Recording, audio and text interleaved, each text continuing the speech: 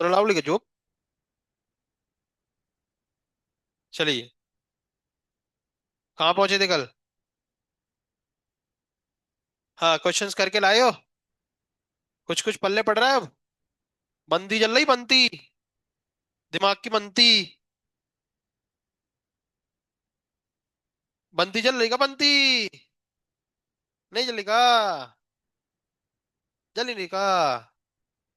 नहीं जल रही का? पेन दे दो। हेडिंग डालेंगे। Rolling motion. Rolling motion heading डालो। Rolling motion. Rolling motion. र र रोलिंग मोशन।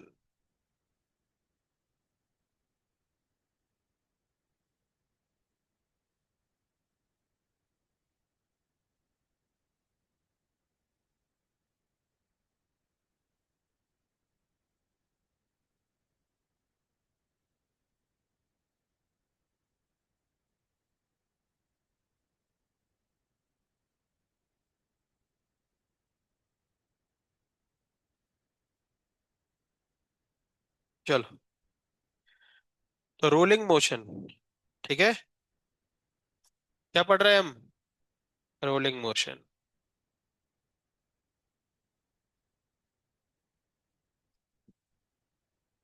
ठीक है। तो रोलिंग मोशन अपन दो तरीके से पढ़ते हैं, है ना? एक रोलिंग विदाउट स्लिपिंग, और एक रोलिंग विथ स्लिपिंग। ठीक है। ठीक है। चलिए। तो जब भी आपसे रोलिंग बोला जाए, है ना, तो वो एक तरीके से रोलिंग विदाउट स्लिपिंग ही होता है। ठीक है। मतलब वहां पर आपकी बॉडी स्लिप नहीं कर रही है, ऑब्जेक्ट, है ना? ठीक है। और इसको कभी कभी प्योर रोलिंग भी बोला जाता है। क्या बोला जाता है? तो इतने सारे इसके नाम हैं। ठीक है। ठीक है, लिख लो ये सब, ऐसे करके सब लिखो, तीनों नाम।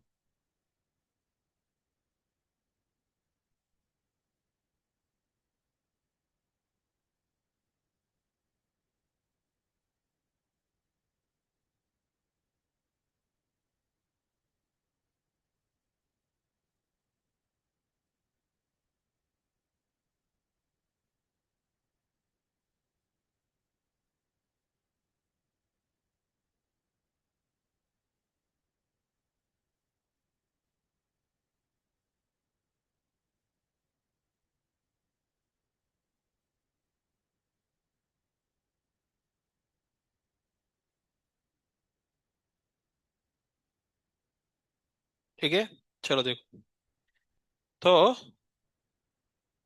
विदाउट स्लिपिंग, है ना? विदाउट स्लिपिंग मतलब इस तरीके से देखो, कि आपका ऑब्जेक्ट जब ऐसे करके रोल करेगा, तो जब वो ग्राउंड के कांटेक्ट में उसका जो पॉइंट है वो ऐसे फिसलेगा नहीं उस पे। ऐसे रोल करेगा, चुपचाप ऐसे ऊपर उठ जाएगा। समझ रहे हो ना? और ऑब्जेक्ट ऐसे सीधा सीधा ऐसे आगे जाता रहेगा। उस पे ऐसे घिसाई नहीं होगी उसकी। बात समझ रहे हो? जैसे, जैसे आप क्या कर सकते हो, जैसे आप इसको देखो, ये देखो, ये रोल कर रहा है। क्या कर रहा है? और इसका जो पॉइंट ऑफ कांटेक्ट है ना, इस टेबल के साथ, वहां ऐसा कुछ नहीं हो रहा। अभी ऐसा भी होगा, देखना। ये देखो, ऐसा भी होता है। अगर अपन ऐसा करें ना, तो देखो, ऐसे वहां पे फिसलता भी और आगे भी बढ़ता है वो है रोलिंग विथ स्लिपिंग। लेकिन अपन क्या पढ़ रहे हैं? Without slipping. और रोलिंग विदाउट स्लिपिंग में आपका जो कांटेक्ट पॉइंट है, वो कांटेक्ट पॉइंट एक दूसरे के रिस्पेक्ट में रेस्ट में रहते हैं। ना तो ये टेबल आगे पीछे जाएगी उस कांटेक्ट पॉइंट पे, और ना इसका वो कांटेक्ट पॉइंट आगे पीछे जाएगा। हाँ, ऊपर उठ जरूर सकता है, क्योंकि सर्कुलर भी हो रहा है ना वहां पे रोलिंग। तो देखो, इससे ये है प्योर रोलिंग। समझ रहे हो? ये क्या है? Pure rolling. ठीक है। तो प्योर रोलिंग भैया हम पढ़ रहे हैं, क्या पढ़ रहे हैं? Pure rolling. ठीक है। चलिए। तो प्योर रोलिंग पढ़ रहे हैं। ठीक है। तो प्योर रोलिंग में ये स्पीयर है या डिस्क है, जो भी है ना, तो वो ऑब्जेक्ट ऐसे करके आगे बढ़ते हैं। तो उनके सेंटर ऑफ मास की वेलोसिटी, सेंटर ऑफ मास तो कैसा चलेगा, सीधा। कैसे चलेगा, सीधा। और उसकी स्पीड हमने मान ली कितनी, v। और ये क्या कर रहा होगा, ऐसे करके घूम रही ना, तो ये क्या कर रहा होगा, ऐसे करके रोटेट कर रहा होगा ओमेगा से, है ना। मास m है, रेडियस r है। इसका हर पॉइंट v स्पीड से आगे बढ़ रहा होगा, हर पॉइंट इसका v स्पीड से आगे बढ़ रहा होगा,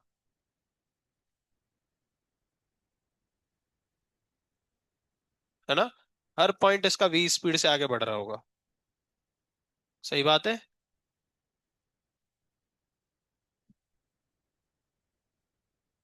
ना। हर पॉइंट कितने भी, ये यहाँ का पॉइंट भी v स्पीड से आगे बढ़ रहे होंगे। ठीक है, क्लियर है। लेकिन ये जो दो पॉइंट है, रिंग का मान लो ऊपर, जो भी है स्फीयर या रिंग, और ग्राउंड का एक पॉइंट है ना, पॉइंट एक और पॉइंट दो। पॉइंट एक किसका है, जो पॉइंट डिस्क का उसके कांटेक्ट में है वो, है ना। और स्पीयर का और ग्राउंड का जो पॉइंट कांटेक्ट में, ये एक दूसरे के रिस्पेक्ट में क्या होंगे, है ना। मतलब इनकी वेलोसिटीज क्या होंगी, सेम। मतलब v1 = v2। यहाँ पे जो स्पीड होगी v1 इसकी, तो वो क्या लिखोगे, v1 क्या लिखोगे, तो ये v स्पीड से आगे भी जा रहा होगा कि नहीं, बोलो, v स्पीड से आगे जाएगा। और यहाँ पे जब कोई बॉडी, ध्यान है ना, अब वो रोल भी कर रहा है ना, रोटेशन, तो ये पॉइंट पॉइंट के बारे में बात करें तो वो सर्कल पे घूमता है। और सर्कल में टेंजेंशियल वेलोसिटी कितनी होती है, आर ओमेगा। कितनी होती है, तो इसकी पीछे की तरफ एक वेलोसिटी होगी क्या, आर ओमेगा। सही बात है।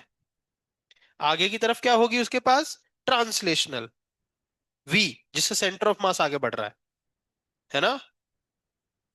और घूमने के लिए जो टेंजेंशियल वेलोसिटी होती है, जैसे हम आपसे बोलते थे कि सर्कल में अगर कहीं पर भी वेलोसिटी दिखाना तो वहां पे क्या ड्रॉ कर देते थे, टेंजेंट। और ये क्या होती थी, v = r, ये v = r ओमेगा, ये वो है। क्लियर है। और ये सर्कल अपनी जगह पे ही घूमता रहता था। अब अगर ये सर्कल आगे भी जा रहा है तो उसके पास आर ओमेगा तो है ही, और साथ में एक ट्रांसलेशनल जो सीधा चल रहा है वो भी है। नहीं समझ रहा क्या,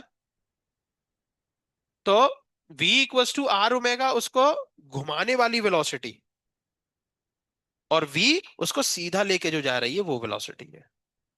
समझ रहे हो। और ग्राउंड तो कैसा रहता है, तो ये इसको लिख भी ले तो कैसे लिखेंगे, v - r ओमेगा। डायरेक्शन लिखनी हो तो आई कैप लिख सकते हो। ठीक है। और v2 क्या लिखोगे, 0, क्योंकि वो तो रेस्ट पे है। ठीक है। तो प्योर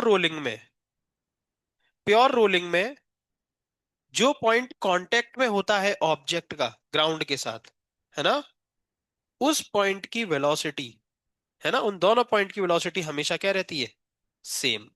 तो इन प्योर रोलिंग v1 और v2 क्या रहते हैं हमेशा, सेम। तो v1 और v2 सेम करोगे तो v - r ओमेगा = और v2 क्या है, 0। तो v = r ओमेगा। तो ये अपना रिलेशन निकल के आ गया कि प्योर रोलिंग में आप कभी भी v = क्या लगा सकते हैं, आर ओमेगा। मतलब सेंटर ऑफ मास जिस वेलोसिटी से आगे जा रहा है, ऑब्जेक्ट को आगे लेके जा रहा है ना। देखिए, अभी लिखना मत इसको, आप अगर चाहो तो इसको और इस तरीके से कर सकते हो, देखना।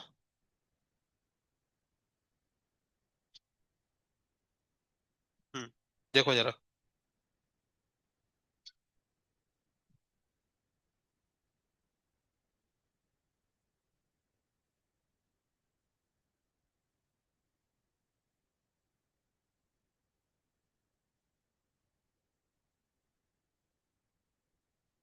चलिए देखो।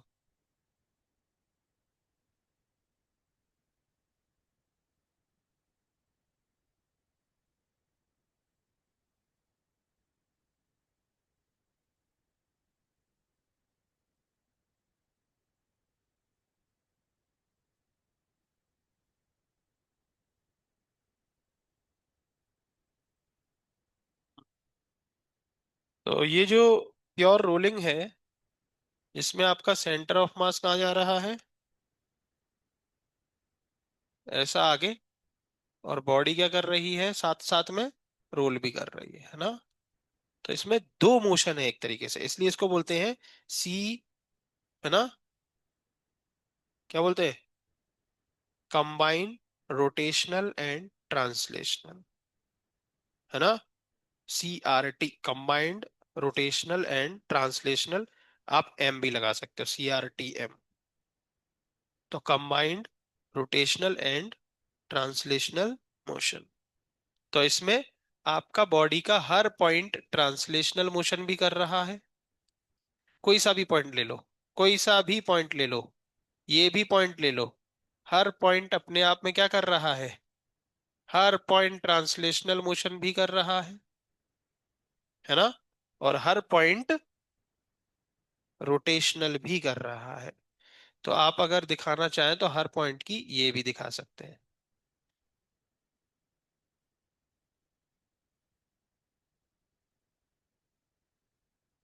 समझे? और ये क्या है? ये आपका आर ओमेगा है। समझे? तो ये होती है CBRT, combined rotational and translational. ठीक है? और इसमें जो V होता है, ये V उस आर ओमेगा के इक्वल ही होता है। क्यों? क्योंकि जो पॉइंट अपन क्या पढ़ रहे हैं, प्योर रोलिंग, तो प्योर रोलिंग में क्या होता है? जो पॉइंट कांटेक्ट में है ना, वो एक दूसरे के रिस्पेक्ट में कोई वेलोसिटी नहीं रखते, उनकी वेलोसिटी क्या होती है? सेम। ठीक है? तो ये आ गया आर ओमेगा। ठीक है? सिमिलरली आपसे यहाँ पर एक्सेलरेशन भी दिया जा सकता है, तो वो अपन बाद में देखेंगे। तो अपने मन में क्या आ सकता है कि सर, तो प्योर रोलिंग में हमेशा V equal to r omega करना है क्या? नहीं, है ना? तो ये याद मत कर लेना कि V equal to r omega. हाँ, कर सकते हो अगर, अगर V2 मतलब ग्राउंड वाला पॉइंट कैसा है, तब V equal to r omega निकलता है ना? इस क्वेश्चन में देखें जरा, अपन एक एग्जांपल देखो यहाँ पे। एक एग्जांपल है, ध्यान से देखो। ये एक प्लेटफॉर्म है, देखो। ठीक है? और ये प्लेटफॉर्म खुद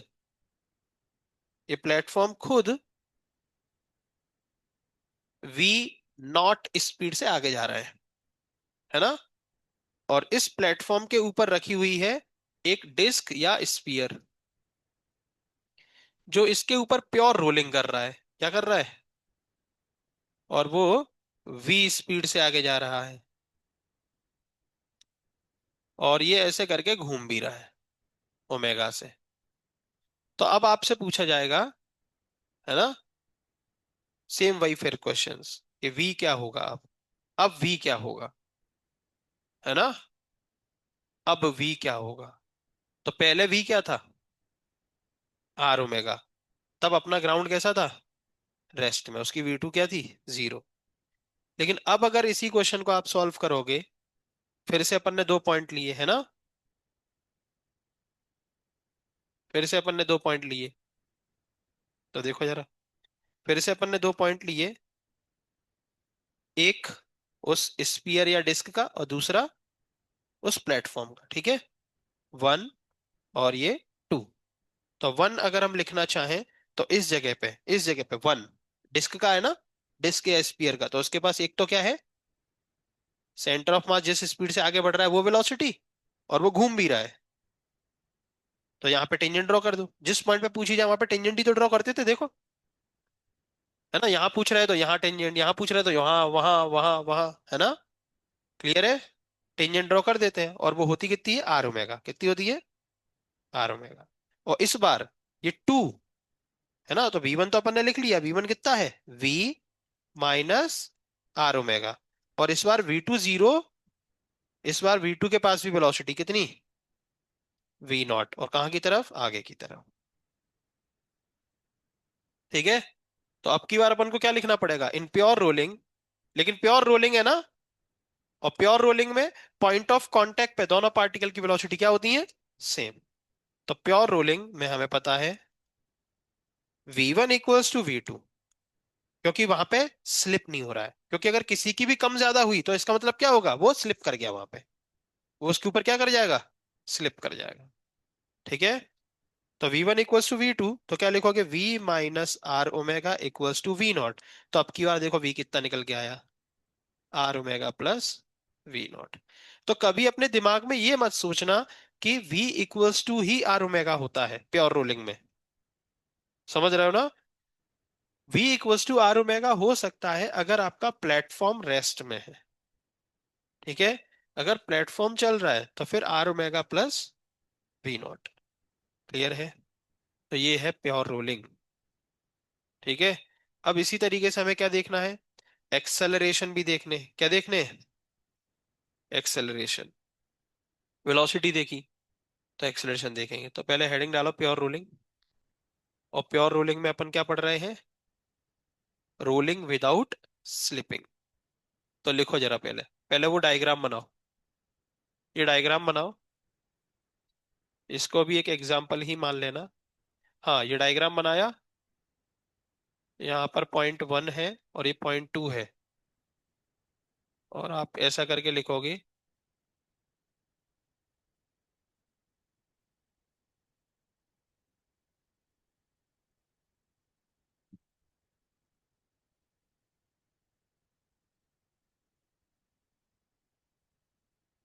ये लिख लो, ये डायग्राम बनाओ, फिर ये एग्जाम्पल लिखो। अगर एक डेफिनेशन किसी को लिखना है तो ऐसे करके लिखो, the rolling motion in which, the rolling motion in which,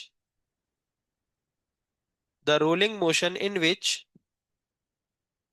there is no relative velocity, there is no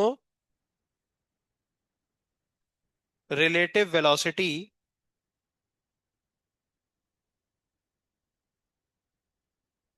between contact point, between contact point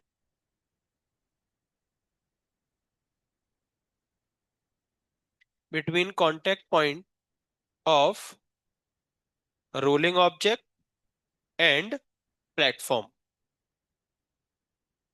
ठीक है। कोई रिलेटिव वेलोसिटी उनके बीच में नहीं है, मतलब वो एक दूसरे के रेस्पेक्ट में आगे पीछे नहीं जा रहे, वो एक दूसरे के रेस्पेक्ट में कैसे है, रेस्ट पे, मतलब v1 इक्वल्स टू v2। लिख लो।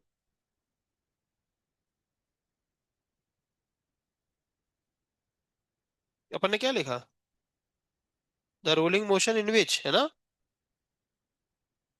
मोशन बिटवीन कॉन्टैक्ट पॉइंट है ना, is called rolling without slipping. उसी को बोलते हैं क्या, rolling without slipping. Rolling motion दो टाइप की होती हैं, एक रोलिंग विदाउट स्लिपिंग और एक रोलिंग विथ स्लिपिंग। लेकिन हम रोलिंग का मतलब केवल एक ही समझते हैं, क्या, विदाउट स्लिपिंग। क्यों, क्योंकि विथ स्लिपिंग अपने सिलेबस में नहीं। हम रोलिंग का मतलब प्योर रोलिंग ही समझते हैं। ठीक है। विथ स्लिपिंग जेई वाले पढ़ते हैं, या जिनको पढ़ने का शौक होता है एक्स्ट्रा, वो लोग पढ़ लेते हैं। ठीक है। लेकिन हमें नहीं पढ़ना। बरका हो, लिहो। हाँ। तो ये दोनों एग्जाम्पल समझ में आए। तो प्योर रोलिंग में v equals to r omega लगता है जब प्लेटफॉर्म रेस्ट पे है ना। और आप टेंशन ना ले, आपके केस में प्लेटफॉर्म रेस्ट पे ही रहेगा। ठीक है। वो तो बस हमने आपको बता दिया कि अगर प्लेटफॉर्म चल रहा है तो फिर आपको ये सब देखना पड़ेगा। अच्छा, और अगर अच्छे से लिखना चाहो तो एक काम कर सकते हो, यहाँ पे ऐसे करके भी लगा ही लो, आई कैप। तो ये आपका आंसर आ जाएगा, है ना, आई कैप के फॉर्म में। किसके फॉर्म में, आई कैप के फॉर्म में। ठीक है।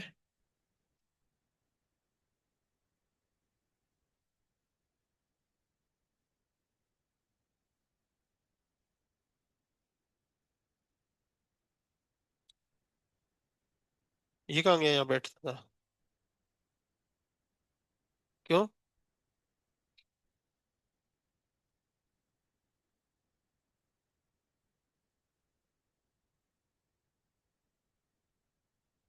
ऋषिकेश? क्या नाम था उसका? ऋषिकेश। आज किस किस के पेरेंट्स आ रहे हैं? दो तीन। और तो भी आ रहा क्या? तो आ रहा क्या?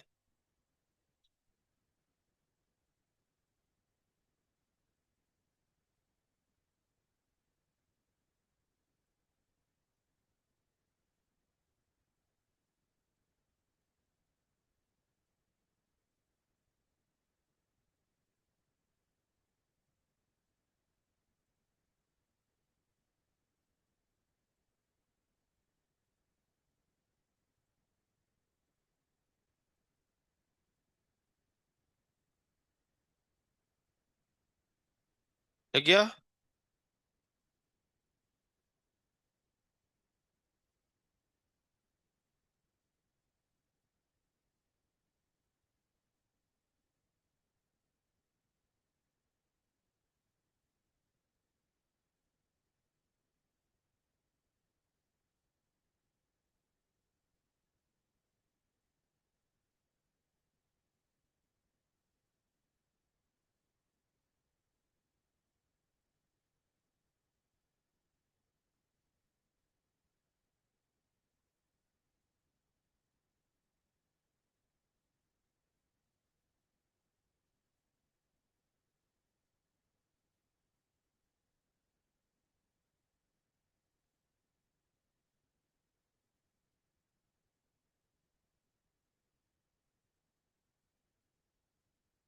देखा?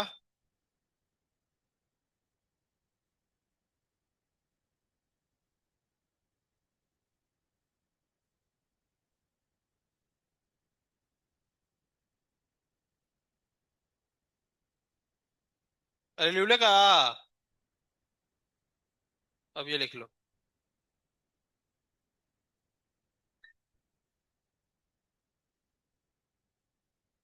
जल्दी लिखो यार।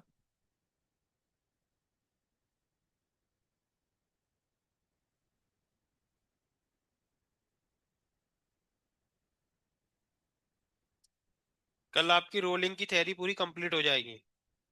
और परसों पूरा रोटेशन रहेगा टेस्ट में। लास्ट टेस्ट होगा रोटेशन का। मंडे से नया चैप्टर स्टार्ट कर देंगे। नया चैप्टर आपका थर्मल फिजिक्स से स्टार्ट करेंगे, थर्मल एक्सपांशन।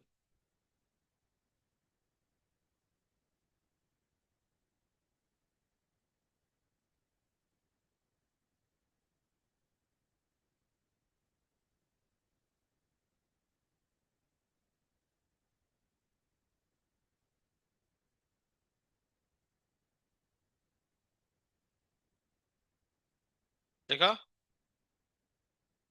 लिख लो।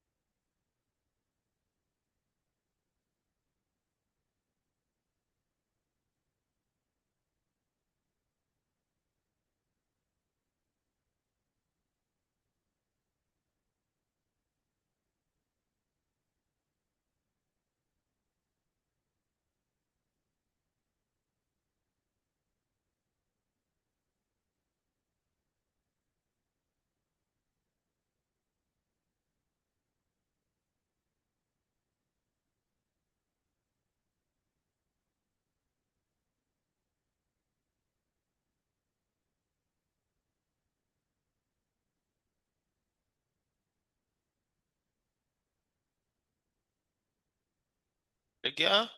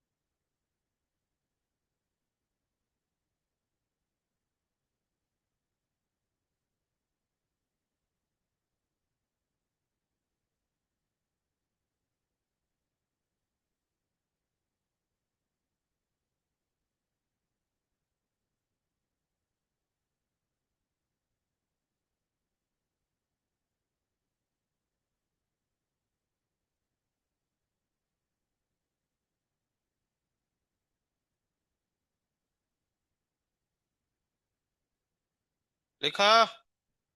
चलो, अब इसमें अपन को और भी बहुत सारी चीजें देखनी है।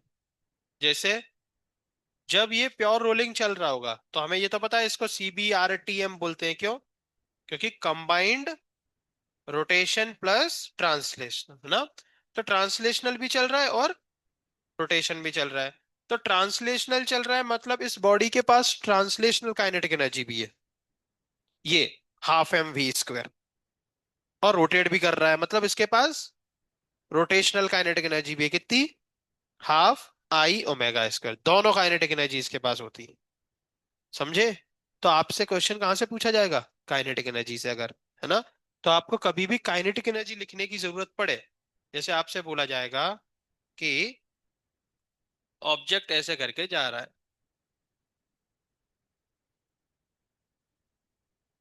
ठीक है? देखो यहाँ, ये ऑब्जेक्ट है।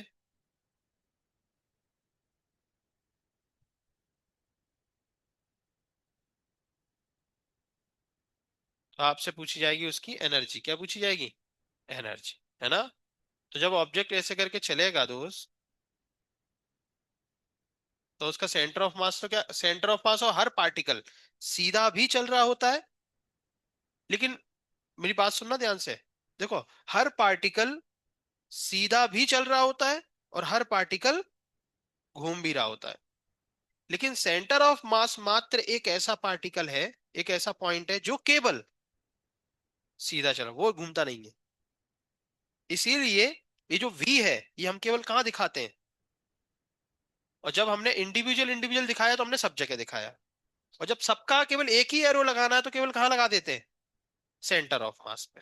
बात समझ रहे हो? बाकी हर पार्टिकल सीधा चल रहा है। देखो, हमने यहाँ पे एक एरो और लगाया था। आप चाहो तो बहुत सारे लगा दो, हमें क्या है? क्योंकि हर पार्टिकल सीधा भी चल रहा है और हर पार्टिकल घूम भी रहा है। तो हर पार्टिकल के पास यहाँ पे कितनी वेलोसिटी होती है? दो। केवल किसको छोड़ के? सेंटर ऑफ मास केवल सीधा चल रहा होता है। ठीक है? चलिए, तो देखो फिर, तो यहां पर इसके पास सेंटर ऑफ मास की वेलोसिटी से अपन क्या निकाल लेते हैं? इसकी ट्रांसलेशनल काइनेटिक एनर्जी। और हर पार्टिकल यहाँ पर रोटेट भी कर रहा है। जैसे अगर यहाँ पर तुम देखोगे R⍵, तो कैसा होगा? ऐसा। यहाँ पर V भी ऐसा ही है और यहाँ पर R⍵ भी ऐसा ही है। यहाँ पर देखोगे तो V कैसा होगा? ऐसा। और R⍵ किधर होगा? ऐसा। है ना? ठीक है। यहाँ पर देखोगे तो R⍵ कैसा होगा? ऐसा। और V कैसा होगा? ऐसा। है ना? यहाँ पर देखोगे तो V कहाँ है? सीधा। R⍵ कहाँ है? पीछे। तो इस तरीके से ये होता है। तो दोनों काइनेटिक एनर्जी है ना? ठीक है। आप एक बात समझोगे जरा। अगला पॉइंट कहाँ होगा वो जरा समझने की कोशिश करना है ना। ये देखो, v इधर, आर ओमेगा इधर, तो रिजल्टेंट कहाँ होगा? इधर, है ना? तो देखो पार्टिकल उधर ही जा रहा है कि नहीं? देखो सर्कल उधर ही तो है। ठीक है। सिमिलरली, जैसे इसका v भी इधर है, आर ओमेगा भी इधर है, तो अगला पॉइंट जो इस पार्टिकल का होगा वो कहाँ होगा? थोड़ा सा आगे, क्योंकि दोनों वेलोसिटी सेम डायरेक्शन में है ना, तो दोनों ऐड होके क्या होगा? वो पार्टिकल और आगे निकल जाएगा। देखो, है ना? ये रिंग है। जब ये रिंग आगे बढ़ेगी तो इस पॉइंट का अगला डेस्टिनेशन क्या होगा? आगे ही तो होगा। इधर v, इधर आर ओमेगा, तो इसका रिजल्टेंट इधर है। तो इस पॉइंट का अगला डेस्टिनेशन नीचे की तरफ ही तो होगा। ध्यान से देखो, रोल करेगा कि नहीं? तो इस पॉइंट का अगला डेस्टिनेशन कहाँ है? आगे की तरफ, और कहाँ? नीचे की तरफ। समझ पा रहे हो क्या? ठीक है, ऐसी नॉलेज के लिए बताया। कुल मिला के कभी अगर जरूरत पड़े तो ऐसे रिजल्टेंट पाथ पर वो चलता जाता है ऑब्जेक्ट। तो यहां पर दो काइनेटिक एनर्जी है। एक तो हाफ एम वी स्क्वायर, और ऐसे करके घूम रहा है तो उसकी वजह से हाफ आई ओमेगा स्क्वायर। तो आप क्या लिख सकते हो? Kinetic energy in pure rolling. ठीक है, अपन क्या पढ़ रहा है? Kinetic energy in pure rolling. ठीक है। तो प्योर रोलिंग में काइनेटिक एनर्जी क्या होती है? तो सबको पता है, half m v square plus half.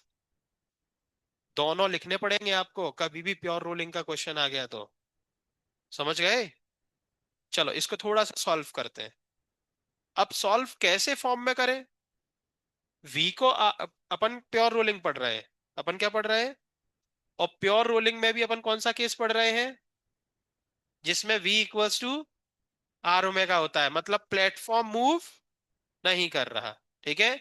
ये केस अपने क्वेश्चंस में जनरली आता नहीं है। ठीक है। तो अपने केस में तो v इक्वल्स टू क्या है? आर ओमेगा, क्योंकि अपनी रोलिंग बॉडी जनरली जमीन पे चलेगी। ठीक है। ठीक है। चलिए, जेई वालों के क्वेश्चन आते हैं कि ट्रक में अंदर रोलिंग करा दिया उनने, तो ट्रक की वेलोसिटी, प्लेटफॉर्म मूव कर गया। समझ रहे हो? हाँ। तो फिर half m v square plus half I omega square. I, I आपको पता रहेगा वो स्पीयर मूव करा रहे हैं या डिस्क मूव करा रहे हैं या रिंग मूव करा रहे हैं। तो उसका मोमेंट ऑफ इनर्शिया लिख देना सेंट्रल एक्सिस के अबाउट। जब ऐसे करके आपका रिंग मूव होगा तो कौन सी एक्सिस के अबाउट मूव हो रहा है? सेंट्रल एक्सिस के अबाउट, है ना? स्पीयर भी ऐसे करके मूव होगा तो कौन सी एक्सिस के अबाउट हो रहा है?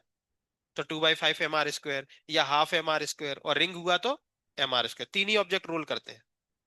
सिलेंडर भी हो सकता है। तो सिलेंडर का भी सेंट्रल एक्सिस के अबाउट क्या होता है? हॉलो सिलेंडर है तो रिंग के बराबर, और सॉलिड है तो डिस्क के बराबर। बताया था। सही है। तो अब आपको ये रिजल्ट आगे क्या करना है, ये आपको क्वेश्चन बताएगा। अगर आपको क्वेश्चन में ओमेगा नहीं दिया, वी दिया है, तो आप ओमेगा को भगाओ यहां से। Omega equals to v by r. और अगर आपको क्वेश्चन में ओमेगा दिया है, वी नहीं दिया, तो वी को भगाओ यहां से। V equals to r omega. तो आगे का डेरिवेशन ऑप्शनल है आपके लिए। तो हम क्या करें? तो हम आपके बोर्ड के हिसाब से करते हैं। इसके हिसाब से, बोर्ड की बुक, ये डेरिवेशन आपकी बोर्ड बुक में है ना? लेकिन हमने आपको दोनों चीजें बता दी, क्या करना है आपको ये कौन बताएगा? क्वेश्चन। या तो आप वी को आर ओमेगा पुट करोगे या ओमेगा को वी बाय आर पुट करोगे। तो हम यहाँ पे ओमेगा को वी बाय आर पुट कर रहे हैं। क्यों? आपके क्वेश्चन के अकॉर्डिंग, बोर्ड की बुक के अकॉर्डिंग, है ना? क्योंकि बोर्ड में डेरिवेशन है। तो हमने क्या करा अगले स्टेप में? Half I v square upon r square. Clear है? फिर यहां से हमने हाफ वी स्क्वायर को क्या ले लिया? कॉमन। अंदर बचा एम प्लस, अब आई। तो ध्यान से देखो, आई बाई आर स्क्वायर। अब आपकी बोर्ड की बुक में ऐसा किया गया है, इसलिए हमें भी ऐसा करना पड़ रहा है। अदरवाइज हम तो बस बच्चों को इतना याद कराते हैं, बस ये याद रखो, और जरूरत पड़ने पे भैया जिसको जिसमें कन्वर्ट करना हो कर लो। समझ रहे हो? बोर्ड की बुक में इन्होंने इस डेरिवेशन को करके दिखाया है रेडियस ऑफ जायरेशन के टर्म्स में। किसके टर्म्स में? और रेडियस ऑफ जायरेशन आपको याद है, k equals to under root I by m हुआ करता था। स्क्वायर कर दो तो k square is equals to I by m हो जाएगा। तो i equals to k square m हो जाएगा। हो जाएगा। उसको हम यहां पर पुट करने वाले हैं। तो put in equation one. Equation one में हम i की जगह क्या पुट करने वाले हैं? k square m. तो k स्क्वायर एम जैसे ही हमने पुट करा तो half v square in bracket m plus, तो k square m upon r square. तो m कॉमन आ जाएगा, तो half m v square common आ गया और one plus k square upon r square. ये रिजल्ट आपकी बोर्ड की बुक में है कि रोलिंग करती हुई बॉडी की टोटल काइनेटिक एनर्जी कितनी होती है। तो वो बोर्ड में निकाला है। लेकिन हम आपको सिखा चुके हैं कि हम बच्चों को केवल इतना कराते हैं बस, और हम कुछ भी नहीं बताते। ठीक है। आगे का सफर आपको खुद तय करना है। अगर क्वेश्चन में रेडियस ऑफ जायरेशन दी गई है तो आप इस फॉर्मूले को खुद वही कन्वर्ट कर लो, याद कर लो, है ना। लेकिन अगर क्वेश्चन में एम दिया गया है, वी दिया गया है, आई दिया गया है, ओमेगा नहीं दिया गया, तो ओमेगा को गायब करो, सीधे क्या पुट करो? V square by r square, और सॉल्व करके यही आंसर निकाल लो। क्यों वहां तक जा रहे हो? ठीक है। क्वेश्चन में अगर ओमेगा दिया गया है, वी नहीं दिया गया, आई दिया है, एम दिया है, रेडियस दी गई है, तो सीधा वी को आर ओमेगा पुट करो और यही आंसर निकालो सेकंड स्टेप पे ही। आपको रेडियस ऑफ जायरेशन जाने की जरूरत, लेकिन आपको पता तो होना चाहिए कि काइनेटिक एनर्जी का फॉर्मूला रेडियस ऑफ जायरेशन के टर्म्स में ये होता है, क्योंकि ये आपके बोर्ड में है। ठीक है। तो ये है रोलिंग करते हुए ऑब्जेक्ट की क्या? Kinetic energy. क्लियर है? क्वेश्चन मिलेगा आपको पीवाईक्यू में जब सॉल्व करोगे तब। ठीक है, लिख लो।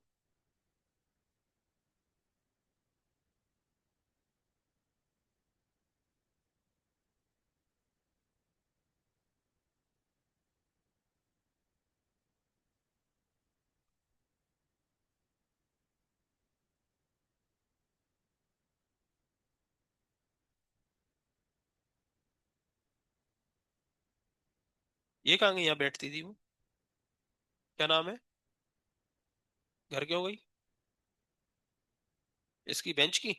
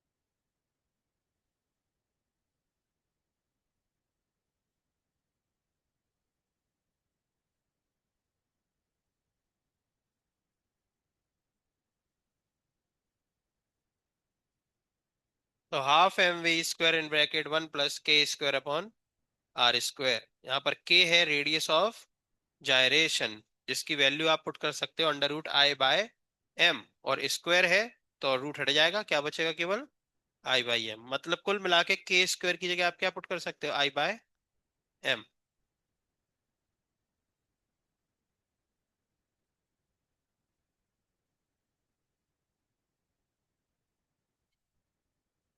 कितने लोगों के पेरेंट्स नहीं आने वाले, उनने छोड़ दिया है, देख जी ले अपनी जिंदगी। ऐसे कितने लोग हैं नहीं आएंगे, क्यों? टाइम ही नहीं है तुम्हें? तुम्हें टाइम नहीं है, और कौन? तुम्हारे क्यों नहीं आएंगे? पूरे साल में कभी भी टाइम नहीं है? तब तो कभी ना कभी तो आते होंगे। अच्छा, आए थे क्या? तुम्हारे भी आए थे?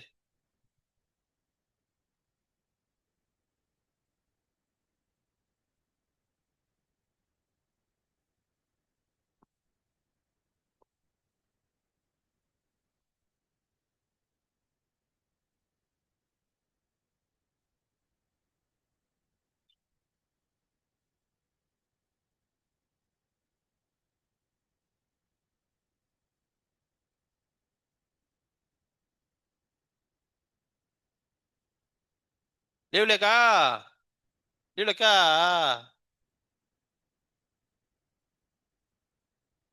ले का, तुम्हें ले का, हमें ले तुम्हें ले का,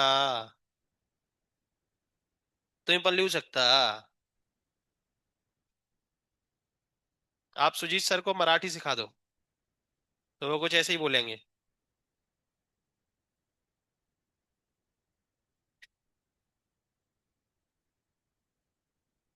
चलिए आगे बढ़ देगा, बढ़ बढ़का, आगे बढ़का।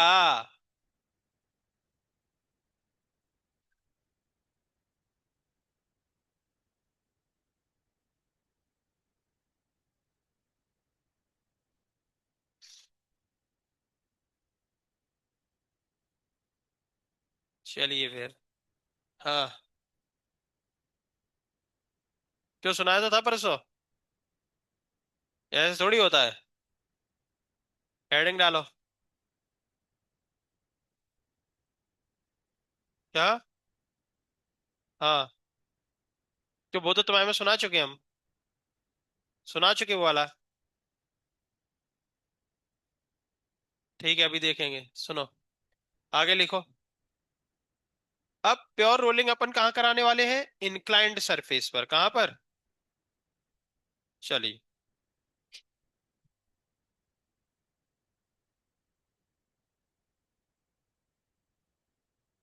चलो देखो। तो ये है एक इंक्लाइंड सरफेस।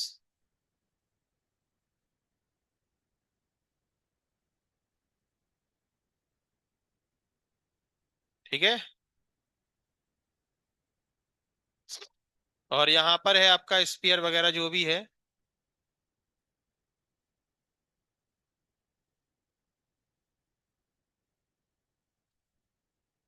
ठीक है, और यहाँ पर वो रेस्ट में है, कैसा है? रेस्ट में है, मतलब इनिशियल वेलोसिटी। और अब यहाँ से वो नीचे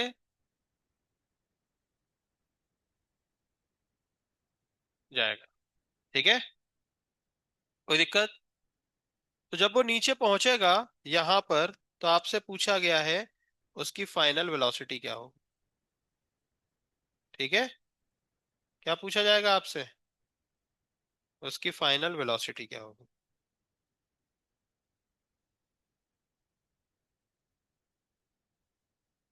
ये आपसे पूछा जाएगा। तो रोलिंग करता हुआ ऑब्जेक्ट की फाइनल वेलोसिटी आपको निकालनी है। एच हाइट से गिर रहा है। ठीक है, कोई दिक्कत?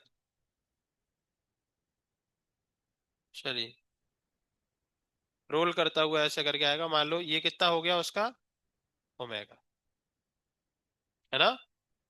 मास एम है, रेडियस आर है। क्लियर है? कोई दिक्कत? नहीं? चलो, तो कैसे निकालें? तो जैसे निकालते थे, वहां पे कैसे निकालते थे? V² is equal to U² plus 2s, है ना? वैसे ही यहां पर निकालेंगे, लेकिन प्रॉब्लम क्या है? एक ही प्रॉब्लम है। इसकी प्रॉब्लम है एक ही। ए वहां पे कितना लेते थे, याद है किसी को? इंक्लाइंड सरफेस पर जब कोई ऑब्जेक्ट नीचे आता था, तो आप उसका एक्सेलरेशन कितना लेते थे? 10। कुछ याद नहीं तुम्हें? G sin θ कितना लेते थे? mg sin θ लगाते थे इधर कि नहीं? तो उसमें एक्सेलरेशन क्या है, ये G sin θ। जब ऑब्जेक्ट सीधा नीचे आता तब 10 लेते हैं जी के बराबर। समझे? चलिए, तो G sin θ तो रहेगा ही रहेगा, प्लस रोटेट भी कर रहा है ना? तो दूसरा वाला एक्सेलरेशन भी रहेगा, है ना? तो यहां पर हमें स्पीड, और ये ध्यान से सुनो, वर्क एनर्जी चैप्टर में अपन ने क्या पढ़ा था कि जब कोई ऑब्जेक्ट केवल अंडर ग्रेविटी नीचे आ रहा है, तो टोटल एनर्जी क्या रहती थी? कंजर्व। तो सिमिलरली यहां पर भी ग्रेविटी के अंडर ही तो नीचे आ रहा है, तो यहां पर भी आप क्या लगा सकते हो? टोटल एनर्जी कंजर्वेशन, है ना? तो वहां पर टोटल एनर्जी क्या है उसके पास? जीरो। और जब नीचे पहुंचेगा तब क्या होगा? हाफ एम वी स्क्वायर भी है, और हाफ आई ओमेगा स्क्वायर भी है। समझ रहे हो ना? तो ये सब है। तो इस डेरिवेशन को भी अपन किसके अकॉर्डिंग करने वाले हैं? आपकी बोर्ड की बुक के हिसाब से। ठीक है? ठीक है। तो हमें टैब में जरा बोर्ड की बुक निकाल के दो एक, 12th की।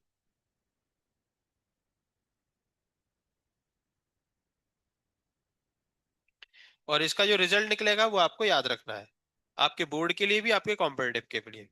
और ये डेरिवेशन आपके बोर्ड में है, तो बिल्कुल ये डेरिवेशन आपके बोर्ड में आपसे पूछा जा सकता है, तो वैसा ही हम आपको कराने वाले हैं। उन्होंने जिस फॉर्म में निकाला है उसी फॉर्म में हम निकालेंगे। 12th बोर्ड, रोटेशन, पहला ही चैप्टर।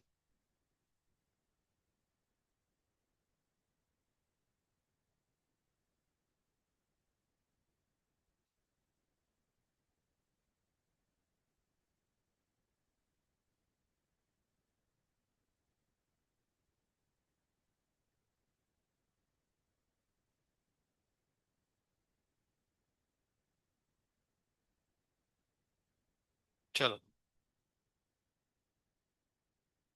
तो अंडर ग्रेविटी नीचे आ रहा है, तो ये इनिशियल पोजीशन मान ले, बोलो। और ये फाइनल पोजीशन, ठीक है? इनिशियल पोजीशन में इनिशियल वेलोसिटी कितनी है? जीरो। और वो रोटेट करना स्टार्ट कर रहा है, तो वो भी ओमेगा, इनिशियल ओमेगा भी कितना है? जीरो। तो हम क्या लगाने वाले हैं? Total energy initial equals to total energy final by energy conservation bye.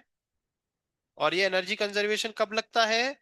जब भी केवल कंजर्वेटिव वर्क कर रहा होता है। तो इस ब्लॉक के, इस ऑब्जेक्ट के ऊपर केवल कौन वर्क कर रहा है?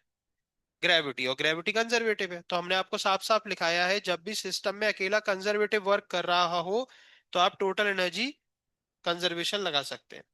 तो इनिशियली तो क्या है सब कुछ? जीरो जीरो, है ना? चाहे एनर्जी कंजर्वेशन, एक मिनट रहने दो। टोटल एनर्जी अभी हमने आपको थोड़ी लिखाई, क्या थी टोटल एनर्जी? जब वो नीचे पहुंचेगा तो क्या होगा? Half m v square plus I omega square, है ना? ये दोनों होंगे, यही होगा ना? और टोटल एनर्जी को अपन ने डिराइव करके क्या निकाला था? Half m v square, half m v square in bracket 1 plus k square upon r square. तो अपन इसको वो भी लिख सकते हैं। तो टोटल एनर्जी इनिशियल और टोटल एनर्जी फाइनल, तो फाइनल की जगह तो डायरेक्ट लिख दे फिर वही, half m v square plus half I omega square का जो फाइनल रिजल्ट निकला था। या आपको स्टेप वाइज लिखना है तो लिख दो, हाफ एम वी स्क्वायर है उसके पास, और हाफ आई। चलिए, काइनेटिक, काइनेटिक और ग्राउंड पे आ गया ना, तो पोटेंशियल नाम का तो कुछ एक स्टेप और बढ़ा देते हैं। Kinetic final plus potential final, यहां पर काइनेटिक इनिशियल प्लस, तो काइनेटिक क्या है यहाँ पे? जीरो। और पोटेंशियल कितनी है? काइनेटिक फाइनल क्या है? और पोटेंशियल फाइनल जीरो। अब इसका डेरिवेशन हम डायरेक्ट लिख रहे हैं ना, उसको डिराइव नहीं कर रहे। तो क्या आएगा, m g h equals to half m v square in bracket one plus, देखो हम फिर से बोल रहे हैं डेरिवेशन आपके बोर्ड के लिए है। आपको अगर कभी भी ऐसा क्वेश्चन मिले तो आप ये लगाना और वहीं अपना आंसर निकालना अगले स्टेप में। समझ रहे हो? जो जो हो उसकी वैल्यू पुट करना, जो जो नहीं हो उसको हटाना और सॉल्व कर लेना। जो रिजल्ट निकल के आ रहा है वो भी आपको याद रखना है, और डेरिवेशन आपको किसके लिए, बोर्ड के लिए याद रखना है। तो ये m और m क्या हो गए, कैंसिल आउट। इसको नीचे पहुंचाओ तो वी स्क्वायर आ गया जी h upon one plus k square upon r square, और यहां से v आ गया जी H in bracket one plus k square upon r square. ये होती है स्पीड जब एक ऑब्जेक्ट नीचे आता है रोल करता हुआ। यहाँ पर k क्या है, रेडियस ऑफ जायरेशन, तो उस के स्क्वायर की जगह आप क्या लिख सकते हो, आई बाय एम। आई क्या है, जो भी ऑब्जेक्ट रोलिंग करता हुआ आएगा उसका मोमेंट ऑफ इनर्शिया। अब निकालना है आपको एक्सेलरेशन। क्या निकालना है, कि वो किस एक्सेलरेशन से एक्सेलरेट करेगा। तो अब यहां पे आपको लगाना है v square is equal to u square plus two s. तो आपने वी स्क्वायर निकाल लिया, वी स्क्वायर की वैल्यू पुट कर दो, क्या है g h upon one plus k square upon r square. U आपका जीरो था, टू ए, ठीक है, डिस्प्लेसमेंट, ठीक है, सही है। तो डिस्प्लेसमेंट को क्या लिख सकते हैं, मान लो ये इंक्लाइंड सरफेस कितना था, एंगल थीटा, ठीक है। तो आप मान लो ये डिस्प्लेसमेंट है, यहां से यहां आपका ऑब्जेक्ट आया तो डिस्प्लेसमेंट कितना है, एस, ठीक है। तो आप यहां से अगर रिलेशन लिखना चाहें तो ध्यान से देखो, ये एस कितना एंगल बना रहा है, थीटा। तो इस एस का ये एक कंपोनेंट आएगा, ये एक कंपोनेंट आएगा, तो ये कंपोनेंट किसके बराबर है, एच। तो आप क्या लिख सकते हो, s sine theta, s equals to h. तो यहां से एस की वैल्यू आ जाएगी एच अपॉन साइन थीटा। तो आप क्या लिख सकते हो एस की जगह, एच अपॉन साइन थीटा लिख सकते हैं कि नहीं, साइन थीटा, एच एच क्या हो गए, कैंसिल आउट। इसको उधर पहुंचा दे तो आपका एक्सेलरेशन निकल के आएगा g sine theta upon two in bracket one plus k square upon r square. ये आपका एक्सेलरेशन। बताइए कोई दिक्कत। तो ये दोनों फॉर्मूला आपको याद रखने हैं, फिर से बोल रहे हैं, वो दोनों तो याद रखने ही हैं, लेकिन कभी क्वेश्चन आए तो यहां से स्टार्ट करना। हाँ, अगर आपको क्वेश्चन में साफ साफ समझ में आ रहा है कि रेडियस ऑफ जायरेशन दी गई है, रेडियस दी गई है और एच दिया गया, तो फिर डायरेक्ट लगा देना, ठीक है। अदरवाइज ये कंसेप्ट है कि आप क्या लगाएंगे, टोटल एनर्जी कंजर्वेशन, और आपका आंसर 100% आ जाए। लिख लो।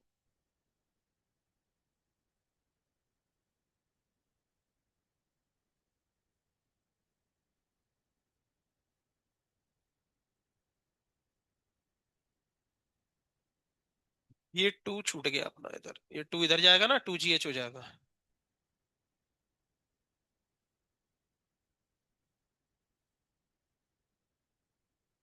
लिख लो।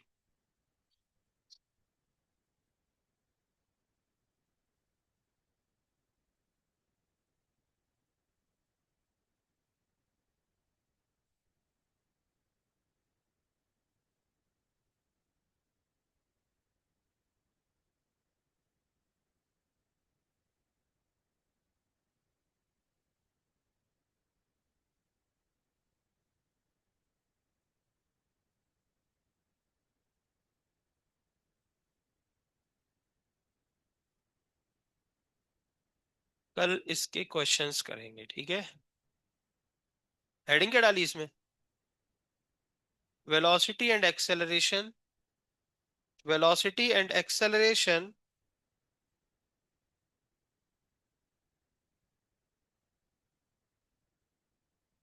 while pure rolling on inclined plane,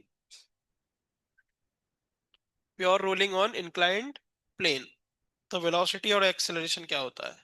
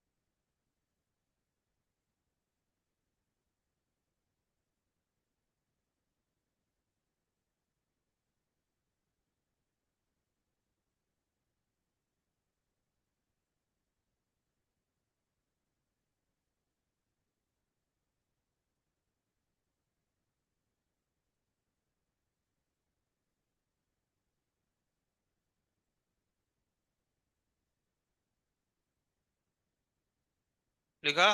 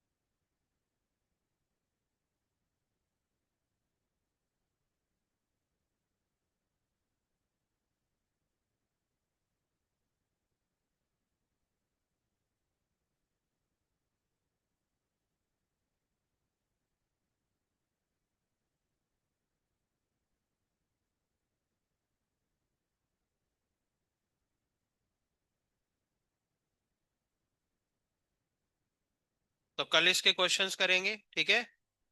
आपके लिए होमवर्क है, टारगेट निकालो जरा। टारगेट निकालो।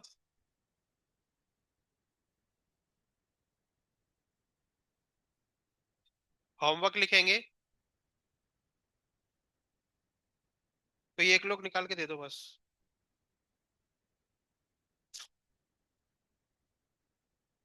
ये होमवर्क में बेसिक क्वेश्चंस है ना? तो आपको क्या है, प्योर रोलिंग थोड़ा अच्छा समझ में आ जाएगा, ये क्वेश्चन लगा लोगे ना? तो सुनो, सुनेंगे। टॉपिक, टारगेट निकाल लोगे सब लोग, और फिर उसमें क्लासिकल 1.11 और क्रिटिकल 1.11, ठीक है? ये दो टॉपिक है। तो क्रिटिकल 1.11 में 17 क्वेश्चन है, और क्लासिकल 1.11 में